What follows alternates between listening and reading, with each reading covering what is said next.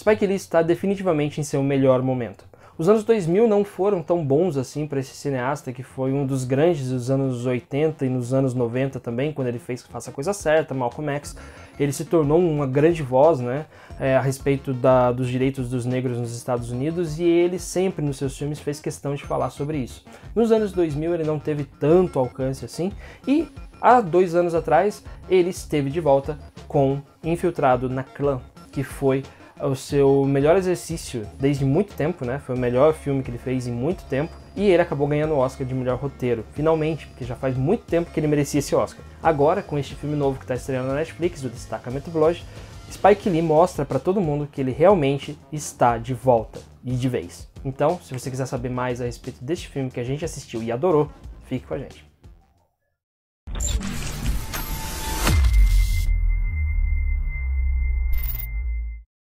Antes da gente começar a falar do filme, eu gostaria de pedir para você se inscrever no canal, seu feedback é importante aqui pra gente. Também queria pedir para você clicar no sininho para receber as notificações dos vídeos que a gente lança aqui. E também estamos nas redes sociais, estamos no Facebook, no Twitter e no Instagram.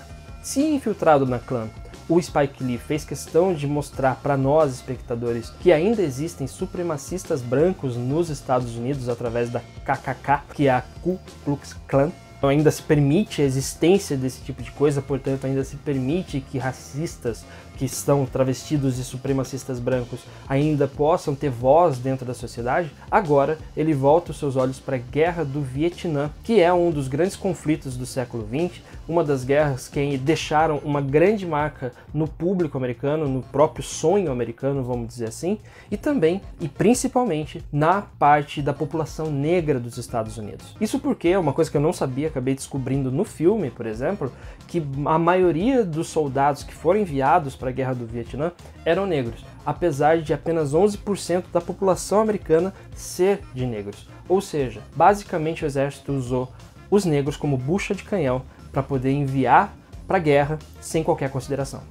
E é essa história que o Spike Lee mostra pra gente em um filme de quase 2 horas e meia, mas que passa voando, porque o filme é realmente excelente. A história do filme, inicialmente, ela parece muito simples. 4 ex-combatentes do Vietnã, né, eles voltam lá para a antiga Saigon, para poder procurar os restos mortais do comandante do batalhão deles, que foi uma espécie de mentor político e mentor deles, né, na vida deles. Então eles vão para lá para tentar recuperar esses restos mortais, ele está enterrado numa cova não marcada, e eles querem fazer esse enterro digno. Pelo menos é o que eles dizem logo de cara. Depois a gente descobre que eles também estão atrás de um tesouro que está escondido lá, que foi escondido por esse comandante.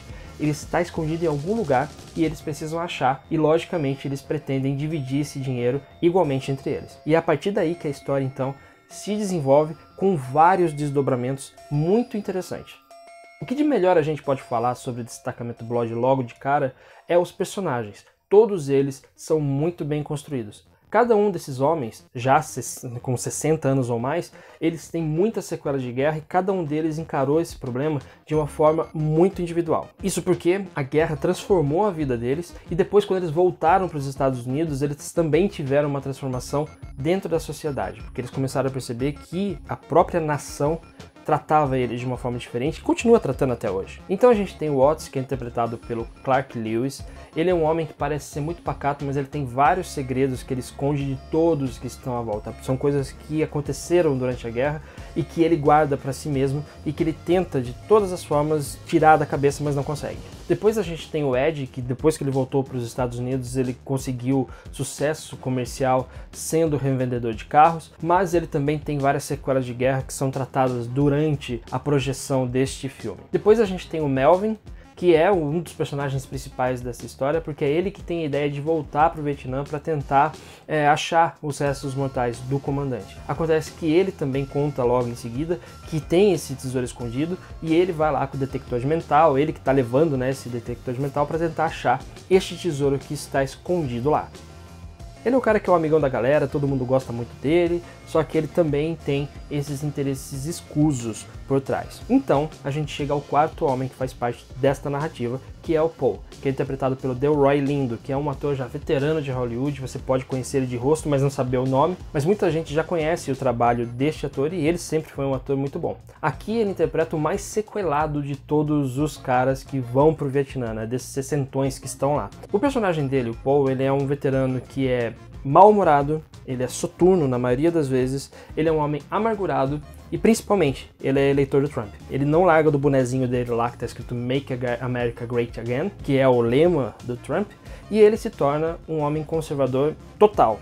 Acontece que ele se torna isso porque ele tem os motivos dele, e são os motivos mais fortes possíveis. Ele é o personagem que tem uma história mais pesada dentro deste filme e é o que também tem um desenvolvimento mais pesado. Aqui, neste caso, o Delroy Lindo, ele é uma indicação ao Oscar esperando para acontecer. E eu espero que aconteça mesmo, porque é um trabalho da vida. Ele fez muitos filmes pequenos, ele fez muitos filmes B, inclusive, e aqui ele tem provavelmente o melhor trabalho da carreira dele, porque a gente vai vendo esse homem se descortinar à nossa frente. Ele começa daquele jeito que ele parece uma rocha, ele parece uma fortaleza, e a gente vai vendo conforme o filme vai passando que ele tem os motivos dele para ser daquele jeito, ele tem um passado sombrio, um passado escuro, e isso vai se mostrando pra gente por que ele é assim. E logicamente Spike Lee aproveita para dar aquela alfinetada nos republicanos fãs de Trump, que a gente também conhece muito bem aqui no Brasil, só que com outro nome.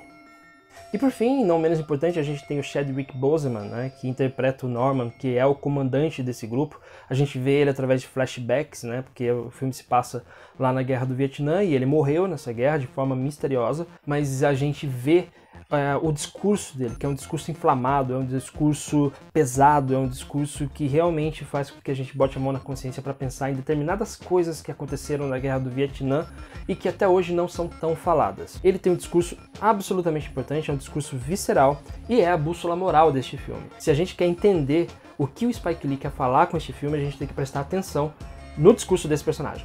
Falando agora da parte técnica do filme, esse provavelmente, pelo menos para mim, é o melhor filme que o Spike Lee dirigiu até agora, a melhor direção dele, no caso. É um filme tecnicamente irrepreensível, um filme bonito de assistir, trabalha muito bem com os cenários naturais que o filme coloca pra gente e também tem um desenvolvimento do personagem muito bem feito. Logicamente não é perfeito, né? Não é uma coisa que você possa falar que é 100% sem falhas.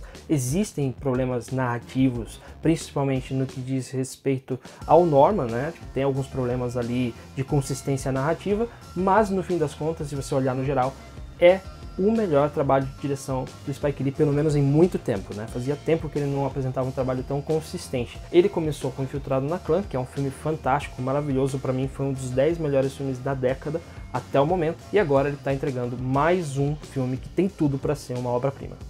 E logicamente o filme também tem várias referências, né, às situações do Vietnã, e ele é um filme que faz referências também a outro clássico do gênero. Ele faz duas referências muito pesadas a Apocalipse Now, que é um filme dirigido pelo Francis Ford Coppola. Que uma dessas cenas é a cena quando eles estão subindo o rio de barco e toca a Cavalgada das Valquírias, né, que é de Richard Wagner, que toca em Apocalipse Now, e depois, mais pra frente, tem uma referência mais explícita no que diz respeito ao pôster do filme. O pôster do filme aparece na boate, se não me engano, aparece lá na boate onde eles chegam, né, no primeiro dia, quando eles estão lá no Vietnã, aparece o pôster de Apocalipse Now. De certa forma, isso é uma referência e também uma crítica à forma como o Vietnã é vendido, porque se você olhar o Apocalipse Now, a história é focada nos soldados brancos, mesmo que boa parte dos soldados que foram pro Vietnã sejam soldados negros. Então é uma crítica velada, vamos dizer assim. Também achei uma boa sacada o fato de quando aparece o personagem do Chadwick Boseman, né, o Norman, que é o capitão da galera ali, quando eles mostram esse personagem junto aos outros, que deveriam ser adolescentes naquela época, eles aparecem como a versão que a gente conhece deles agora, que é a versão sexagenária deles. Então, ao invés do filme voltar e usar outros atores para interpretar eles jovens, coloca eles de frente para o seu mentor. É como se ele não tivesse morrido, por exemplo. É como se ele ainda tivesse muito presente, muito vivo dentro da memória de cada um. E também faz com que a gente tenha uma ligação emocional mais forte com esses quatro homens que estão ali tentando resolver a sua situação, resolver sua vida e resolver o seu passado também.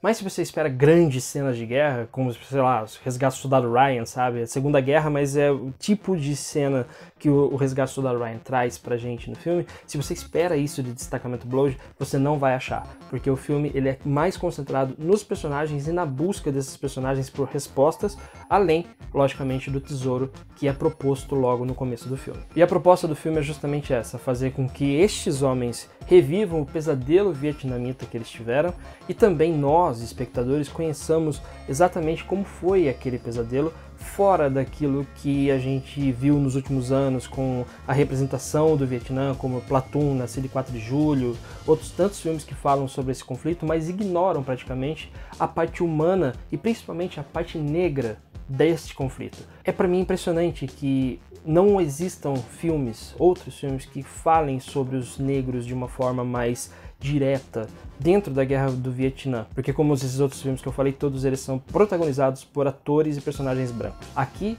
o Spike Lee está dentro do seu habitat natural. Ele fala também, obviamente, sobre racismo.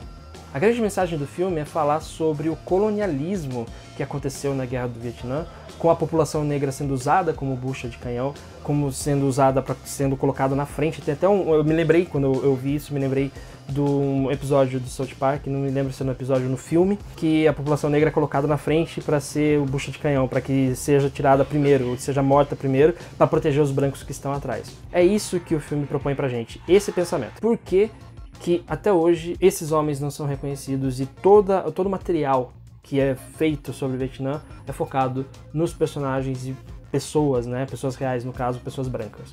Spike Lee mostra isso pra gente de uma forma muito inteligente. E indignado que ele é, né? O Spike Lee é um homem indignado o tempo inteiro.